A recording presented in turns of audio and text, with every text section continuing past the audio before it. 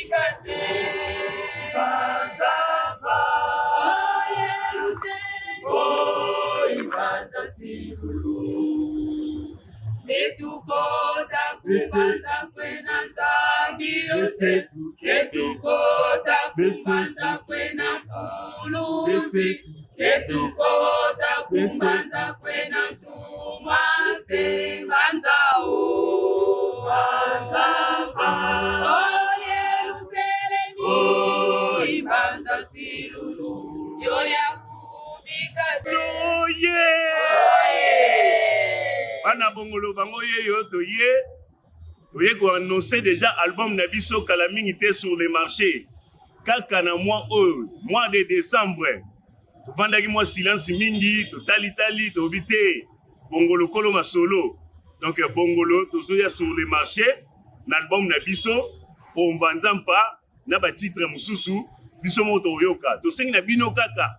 bopesa biso matoi na bino donc bo apprêter biso ba oreille na bino pour que boyoka la bonne musique donc qualité biso moto mona ki to uti na studio ya motuya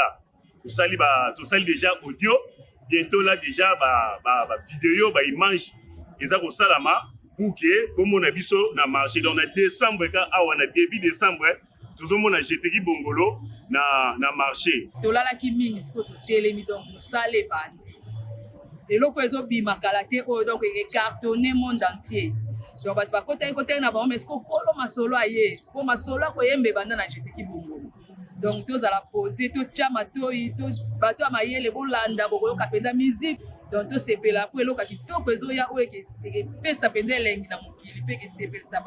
bana na ye mingi ya jeteki dans le monde entier nakoma tata mo appelle concentre amen jeteki oye bosabone massivement na chaîne ya YouTube po ezali Alexandre Mazol donc kala mingi te productrice na biso ya makasi abatamaki mais abika bibimisa mama Wakilungisa Arnusha yene productrice ya makasi donc obibo a prêté biso ba oreille na bino bon masolo eza ya bien kala mingi te ozoyoka ba musique o jeteki bongolo bo sepela na mo bandakala donc kala mingi te sur les marchés jeteki oye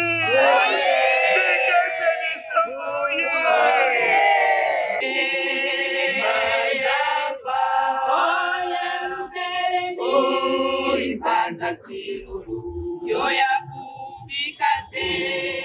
banzapa Ibanza silulu setuko